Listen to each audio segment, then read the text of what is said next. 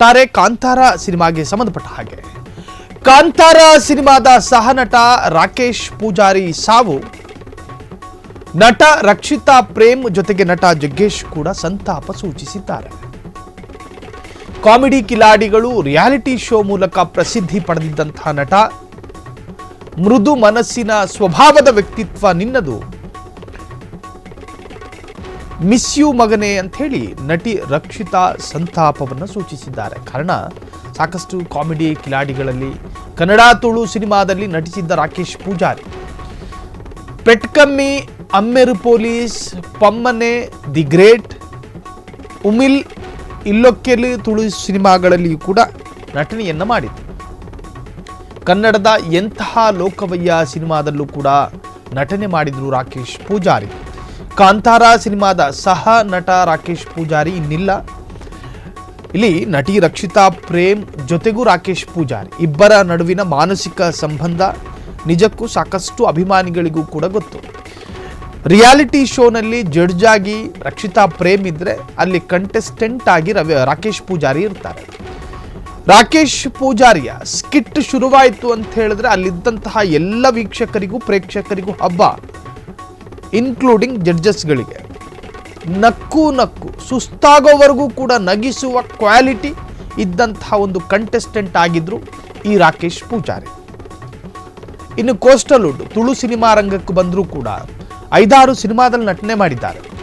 ಉಳಿದ ನಟರಿಗಿಂತಲೂ ವಿಭಿನ್ನತೆ ಮತ್ತು ಒಂದು ರೀತಿಯ ವಿಲಕ್ಷಣ ಹಾಸ್ಯ ಪ್ರಜ್ಞೆ ಈ ಮನುಷ್ಯನದ್ದು, ಅರ್ಥಾತ್ ದಿವಂಗತ ರಾಕೇಶ್ ಪೂಜಾರಿ ಅವರು. ಸೊ ಇವರ ನಟನೆಗೆಂದೇ ಒಂದು ಫ್ಯಾನ್ ಬೇಸ್ ಇದೆ. ಒಂದು ವಿಚಾರದಲ್ಲಿ ಹೆಂಗೆಲ್ಲ ನಗಿಸ್ಬೇಕು ಎನ್ನುವಂತಹ ಸೂತ್ರ ಗೊತ್ತಿರೋದು ಕಾಮಿಡಿಯನ್ನಿಗೆ. ಆ ಸೂತ್ರವನ್ನ ಹೆಂಗ್ ಪ್ರಯೋಗ ಮಾಡಬೇಕು ಎನ್ನುವಂತಹದ್ದು ಕೂಡ ಕಾಮಿಡಿಯನ್ನ ಒಂದು ರೀತಿಯ ತಂತ್ರ.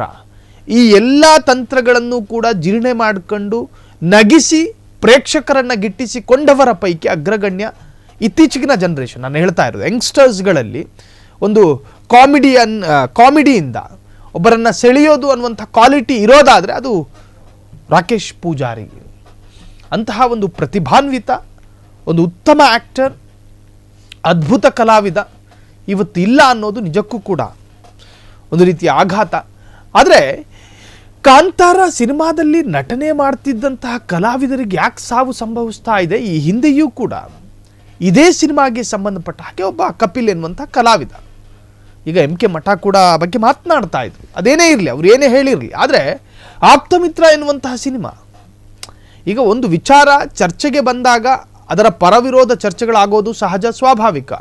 ಹಂಗಂತ ನಾವು ಇದನ್ನು ಚರ್ಚೆಯೇ ನಿಲ್ಲಿಸೋದಲ್ಲ, ಇದರ ಮೂಲವನ್ನು ಹುಡುಕುವಂಥ ಪ್ರಯತ್ನ ಆಗಬೇಕಲ್ಲ.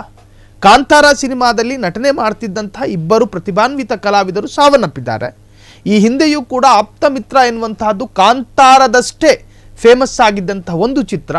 ಆ ಚಿತ್ರದ ಕೆಲ ಪಾತ್ರಧಾರಿಗಳು ಅಥವಾ ಆ ಚಿತ್ರಕ್ಕೆ ಸಂಬಂಧಪಟ್ಟಂತ ಕಲಾವಿದರಿಗೆ ಬೇರೆ ಬೇರೆ ತರಹದಲ್ಲಿ ಕಂಟಕಗಳೆದುರಾಯಿತು. ಕೆಲವೊಂದು ಆಕ್ಟರ್ಗಳಿಗೆ ಸಾವು ಕೂಡ ಸಂಭವಿಸಿತ್ತು. ಯಾಕೆ ಕಾಂತಾರ ಮತ್ತು ಆಪ್ತಮಿತ್ರ ಒಂದೇ ತರಹದಲ್ಲಿ ಚರ್ಚೆಗೊಳಗಾಗಬಾರದು? ಈ ಅರ್ಥದಲ್ಲೂ ಕೂಡ ಸೋಷಿಯಲ್ ಮೀಡಿಯಾದಲ್ಲಿ ಚರ್ಚೆಗಳು ಶುರುವಾಗಿದೆ. ಆದರೆ ರಾಕೇಶ್ ಪೂಜಾರಿಯ ಜೊತೆ ನಟನೆ ಮಾಡ್ತಿದ್ದಂತಹ ಸಾಕಷ್ಟು ಕಲಾವಿದರಿಗೆ ಇದೊಂದು ರೀತಿಯ ಶಾಕ್ ಆಗಿದೆ. ಕಾರಣ ಈಗಿನ ಯಂಗ್ ಜನರೇಷನ್ನಲ್ಲಿ ಇರ್ತಕ್ಕಂಥ ಹಾಸ್ಯ ಕಲಾವಿದರು, ಆ ಕಲಾವಿದರಿಗಿಂತಲೂ ಕೂಡ ಒಂದು ಪಟ್ಟು ಜಾಸ್ತಿನೇ ಇತ್ತು ರಾಕೇಶ್ ಪೂಜಾರಿಯಲ್ಲಿ ಹಾಸ್ಯ ಪ್ರಜ್ಞೆ. ಯಾರನ್ನ ಹೆಂಗ್ ನಗಿಸ್ಬೇಕು, ಯಾವ ವರ್ಗದವರನ್ನ ಯಾವ ಕಾಮಿಡಿಯಲ್ಲಿ ಅವರನ್ನ ನಗಿಸಬೇಕು, ಎಲ್ಲ ತರಹದಲ್ಲೂ ಕೂಡ ರಾಕೇಶ್ ಪೂಜಾರಿಗೆ ಹಾಸ್ಯ ಪ್ರಜ್ಞೆ ಇತ್ತು. ಸಾಕಷ್ಟು ಸಿನಿಮಾ ಇತ್ತು, ಸಾಕಷ್ಟು ಅವಕಾಶಗಳು ಕೈಯಲ್ಲಿತ್ತು, ಸಾಕಷ್ಟು ರಿಯಾಲಿಟಿ ಶೋನಲ್ಲಿ ಕಂಟೆಸ್ಟೆಂಟ್ ಆಗಿ ಪಾಲ್ಗೊಂಡಿದ್ರು, ಎಲ್ಲರ ಜೊತೆಯೂ ಕೂಡ ವಿಶ್ವಾಸದಲ್ಲಿದ್ದರು, ಎಲ್ಲರ ಜೊತೆಯೂ ಚೆನ್ನಾಗಿದ್ರು. ಹಿಂಗಿದ್ದಂತಹ ಒಬ್ಬ ಯುವ ಕಲಾವಿದನಿಗೆ ಏನಾಯಿತು?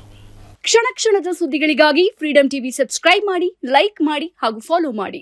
ಹೊಸ ಸುದ್ದಿಗಳ ನೋಟಿಫಿಕೇಶನ್ಗಾಗಿ ಬೆಲ್ ಐಕಾನ್ ಮೇಲೆ ಕ್ಲಿಕ್ ಮಾಡಿ.